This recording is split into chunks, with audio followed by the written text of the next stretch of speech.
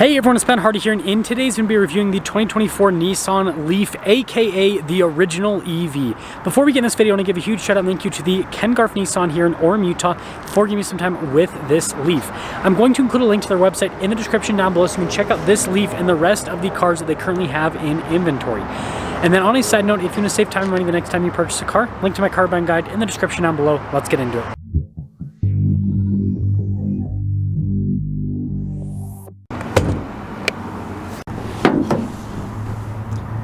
So with the Leaf, we have a single electric motor paired to a 60 kilowatt hour battery pack. Power outputs with this are 214 horsepower, and then range is 212 miles. And now before we move forward with this review, I do want to mention, if you want to see more videos just like this, then I recommend you subscribe because I post content every single day.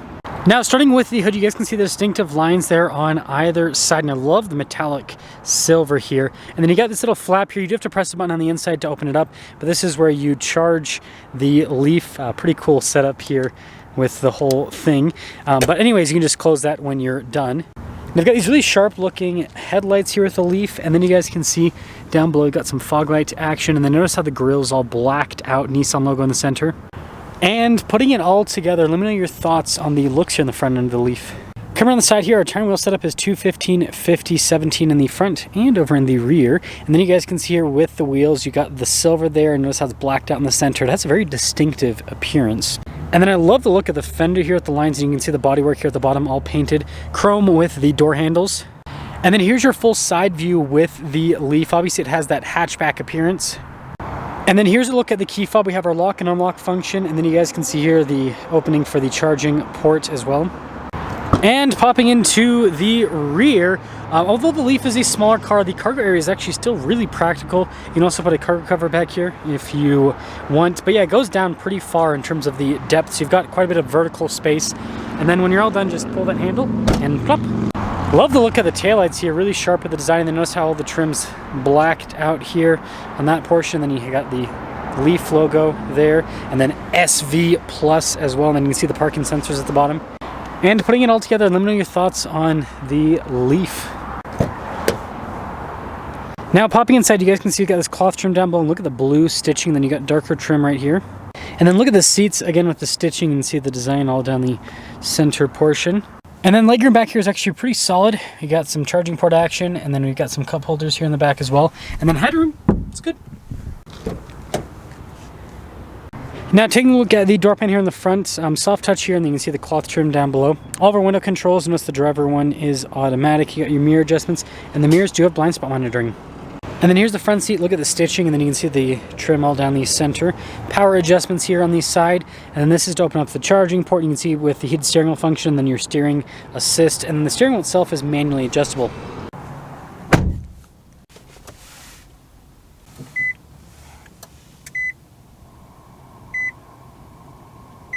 Now taking a look at the steering wheel, we've got nice soft touch trim all around. Blue stitching there on the center portion to kind of go with that blue theme. And then you got practical controls in the front, like your cruise control, controls for the center stack, and then your regular stalks here on the back. And then here's the gauge cluster itself. You can see it's a mix between analog and screen action. We can scroll through some different menus here with the screen. And then you guys can see it shows us our state of charge, and then how many miles of range we have with that. Now in reverse, this does have a 360 camera system. We've got trajectory lines that turn with the steering wheel. You also have that bird's eye view as well. And if you want to use the camera, you can just press that button too, and that'll pull up the camera views, which is pretty cool. As to the infotainment system, analog controls on either side, which I'm always a fan of. Response time with the screen, by the way, is actually really good. Some other modern infotainment systems that look, I guess, like fancier than this don't respond nearly as quickly. I mean, even the map, that's pretty fast with the load time. Cool trim here above the glove box, and I guess since we're in the glove box area, you can see good storage in there.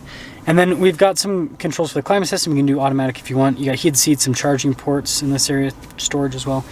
Your E-pedal, which is kind of like your one-pedal drive, right? If you want to do more regen, eco mode as well. And then the shifter's really, really strange. So like, that's reverse, and that's drive, and then park. I mean, it makes sense, but it reminds me of like an old joystick, like video game joystick thing. It's very, very interesting. Cup holder action, then you guys can see the parking brake, and then more blue stitching here. And yeah, smaller center console, but smaller car. So here's a winter sticker for this Leaf, and I love how it says 100% electric. You can see total MSRP after all options, $38,195. Let's see how it drives.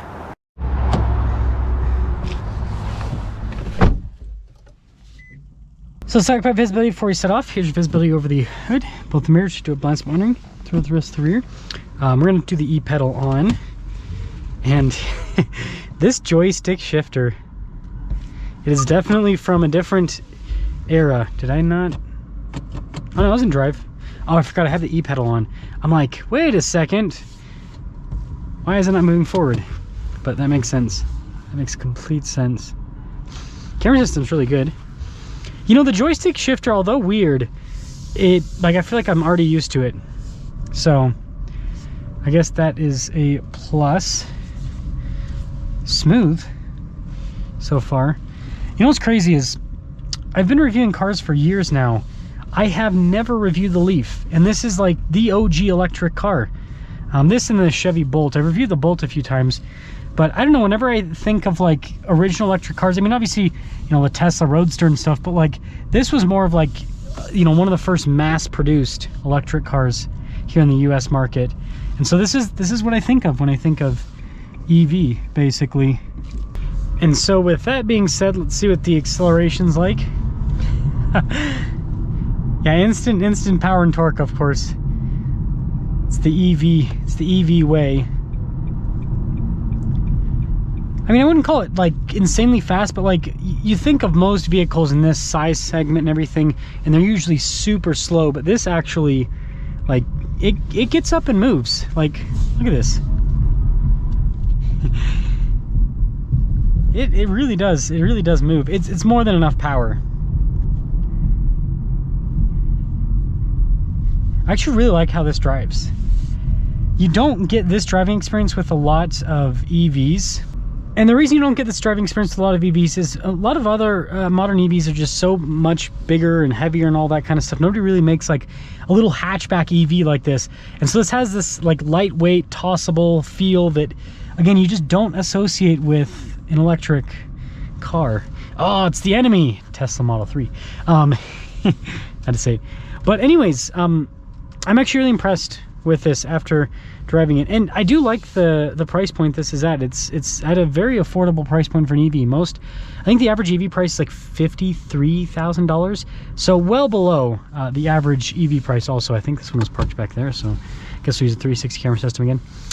But yeah, it drives well. It's not like particularly exciting or anything like that, but I mean, what I see this as is a more affordable EV. It's got decent range, and you know, with Nissan having built this for such a long time, I imagine that the reliability with this is going to be better. And also you have Nissan's dealer network that, you know, for maintenancing and everything.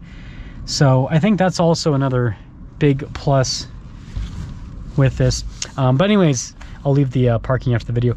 Let me know what you guys think about the Leaf, and let me know what you think about this now in like the contemporary EV world with Tesla, and you know, with other stuff from like Nissan. Like you've got the new Aria from Nissan as well. But yeah, let me know your thoughts.